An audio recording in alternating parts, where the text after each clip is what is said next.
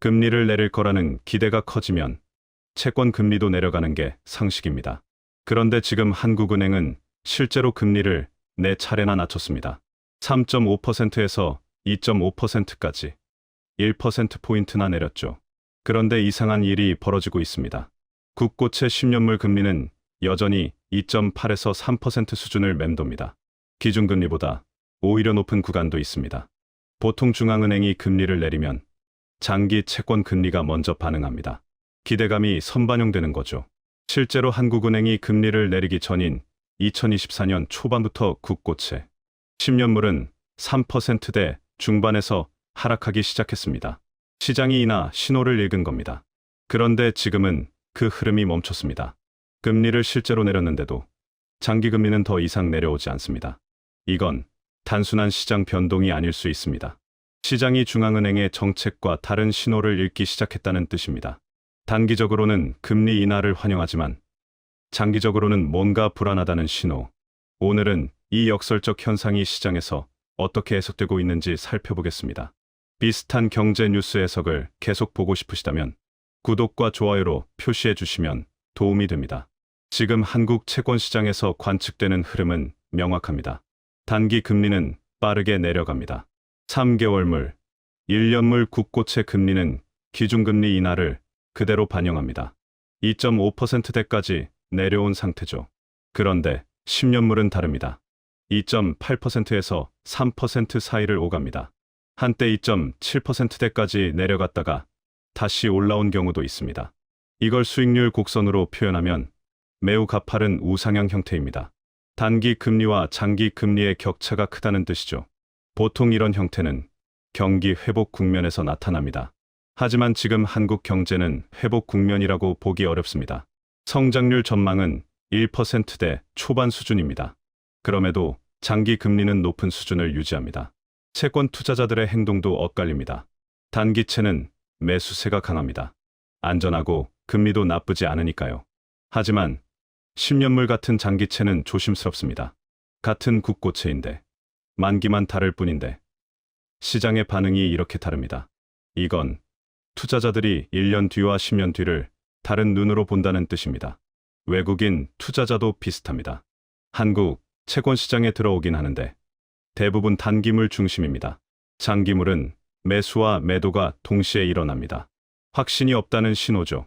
금리 인하로 채권 가격이 오를 거라는 기대는 있지만 10년을 들고 가기엔 뭔가 불안하다는 겁니다. 이 현상을 하나의 구조로 압축하면 이렇습니다. 시장은 지금 두 개의 서로 다른 시계를 보고 있습니다. 단기 시계에서는 금리 인하가 보입니다. 중앙은행이 경기를 살리려고 금리를 내립니다. 이건 확실합니다. 실제로 일어나고 있으니까요. 그래서 단기 금리는 내려갑니다. 하지만 장기 시계에서는 다른 게 보입니다. 돈을 빌려주는 사람 입장에서 생각해 보겠습니다. 정부에 10년 동안 돈을 빌려주는 겁니다. 그러면 세 가지를 걱정합니다. 첫째, 그동안 물가가 얼마나 오를까? 둘째, 정부가 돈을 너무 많이 빌리지는 않을까?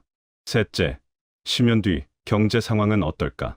지금 시장이 보는 건 이겁니다. 단기적으론 경기가 안 좋아서 금리를 내리는 게 맞습니다. 하지만 장기적으로는 구조적 문제들이 쌓여갑니다. 정부 지출은 계속 늘어납니다. 인구는 줄어듭니다. 성장 잠재력도 낮아집니다. 이런 상황에서 10년 동안 돈을 묶어두려면 더 높은 금리를 요구하게 됩니다. 쉽게 말하면 이렇습니다. 지금 당장 비가 와서 우산을 씁니다. 하지만 10년 뒤 날씨는 모릅니다. 혹시 태풍이 올 수도 있습니다. 그래서 장기 계약을 할 땐 프리미엄을 더 요구하는 겁니다. 장기 금리가 높게 유지되는 이유가 바로 이겁니다. 단기 정책과 장기 구조가 충돌하고 있습니다. 이 충돌이 언제부터 시작됐는지 돌아볼 필요가 있습니다. 결정적 기점은 2020년대 초반으로 봅니다. 코로나 팬데믹 이후 각국 정부는 엄청난 재정을 풀었습니다.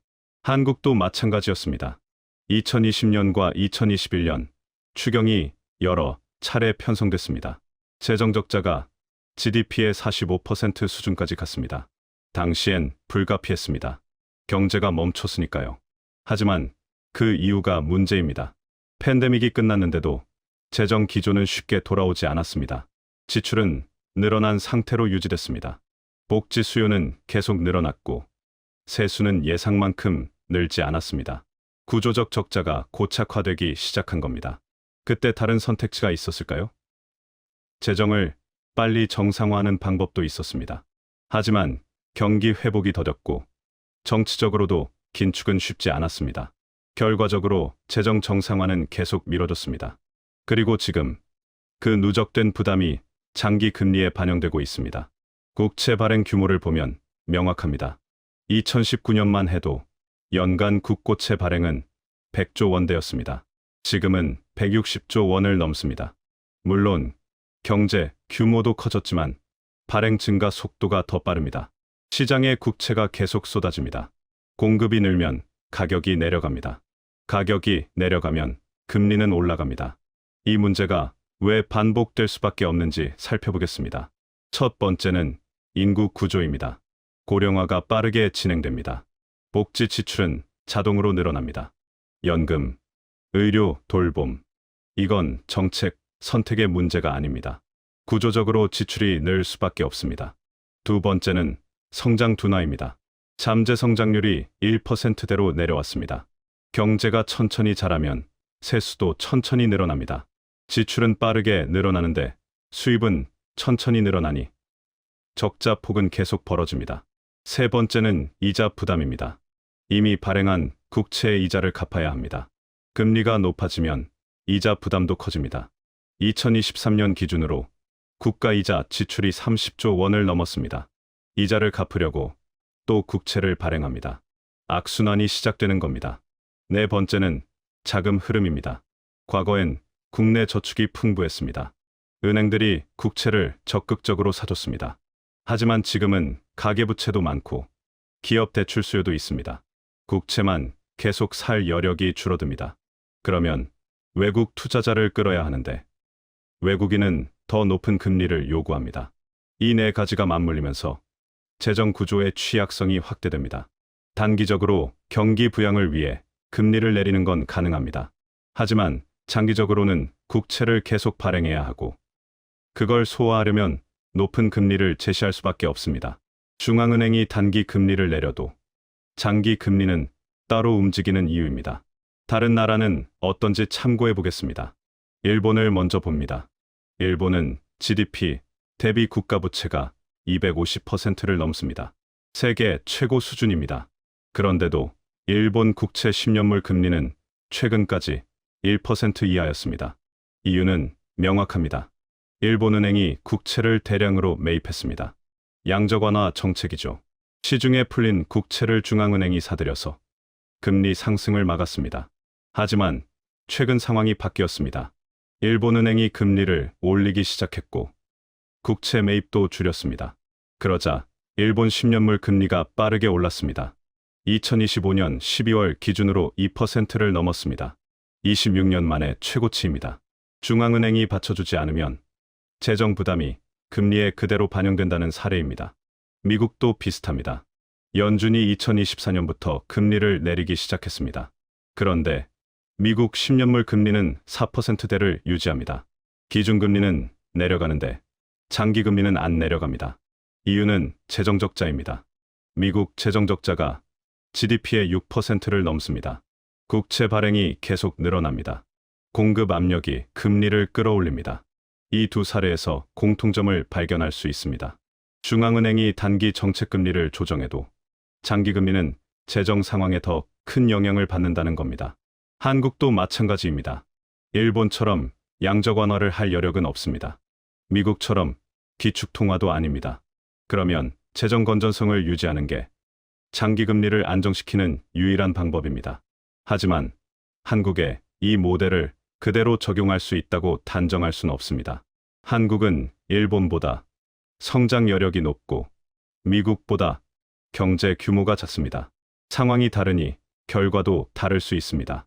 참고할 수 있는 모델일 뿐입니다. 그럼 이제 개인 입장에서 무엇을 관찰해야 하는지 정리해 보겠습니다. 예측을 하는 게 아닙니다. 시장이 어떤 신호를 읽고 있는지 파악하기 위한 지표들입니다. 첫 번째 지표는 국고채 발행 계획입니다. 기획재정부는 분기마다 국고채 발행 계획을 발표합니다. 여기서 발행 규모가 늘어나면 시장은 공급 증가로 해석합니다. 국채 금리 상승 압력으로 읽힙니다. 반대로 발행 규모가 줄거나 예상보다 적으면 금리 하방 압력으로 작용합니다. 두 번째는 재정 수지 흐름입니다. 매달 정부가 세수 현황을 공개합니다. 세수가 예상보다 적게 거치면 재정 적자 우려가 커집니다. 국채 발행이 늘 거라는 신호죠. 반대로 세수가 양호하면 재정 부담이 줄어들 거라는 기대가 생깁니다. 장기 금리는 이 흐름에 민감하게 반응합니다. 세 번째는 물가 흐름입니다. 인플레이션이 예상보다 높게 유지되면 실질 금리가 낮아집니다. 채권 투자자는 더 높은 명목 금리를 요구합니다. 장기 금리가 올라갑니다. 반대로 물가가 안정되면 낮은 금리에서도 실질 수익이 보장되니 금리 하락 여력이 생깁니다. 네 번째는 부동산 가격입니다. 부동산 가격이 급등하면 한국은행이 금리 인하를 주저합니다. 시장은 이를 통화정책 긴축 신호로 읽습니다. 단기 금리가 예상보다 높게 유지될 가능성이 커지니 장기 금리도 함께 올라갑니다. 부동산이 안정되면 그 반대 흐름이 나타납니다.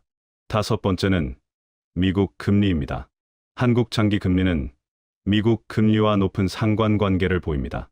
미국 10년물이 오르면 한국 10년물도 따라 오릅니다. 자본이 글로벌하게 움직이기 때문입니다. 미국 금리가 높으면 자금이 미국으로 빠져나갑니다. 한국은 그걸 막기 위해 금리를 높게 유지해야 합니다.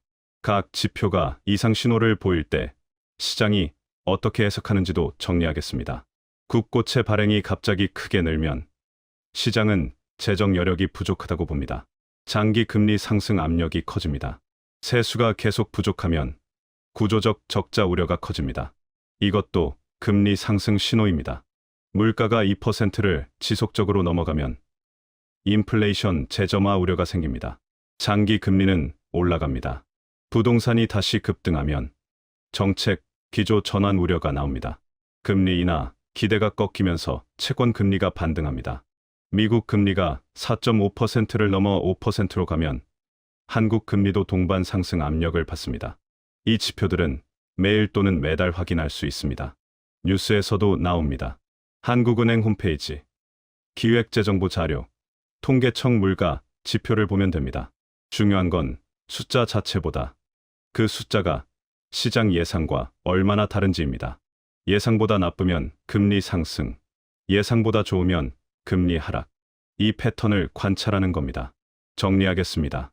기준금리 인하, 기대가 커지고 실제로 인하가 이뤄졌는데도 장기 금리가 내려오지 않는 이유는 단기 정책, 기대와 장기 구조 우려가 충돌하기 때문입니다. 시장은 지금 당장의 경기 부양은 인정하지만 10년 뒤의 재정 부담을 걱정합니다. 이건 위기가 확정된 게 아닙니다. 가능성입니다. 재정이 건전하게 관리되고 성장이 회복되고 세수가 늘어나면 이 우려는 해소될 수 있습니다. 반대로 구조적 문제가 방치되면 장기 금리는 더 오를 수도 있습니다. 둘 다 가능한 시나리오입니다. 중요한 건 이겁니다. 시장은 이미 신호를 보내고 있습니다. 단기와 장기의 괴리, 그 자체가 메시지입니다. 이 신호를 읽을지 말지는 개인의 판단입니다. 공포의 대상이 아니라 관찰의 대상입니다. 지표를 보고 흐름을 읽고 스스로 판단하는 겁니다. 그게 뉴스를 해석하는 방법입니다.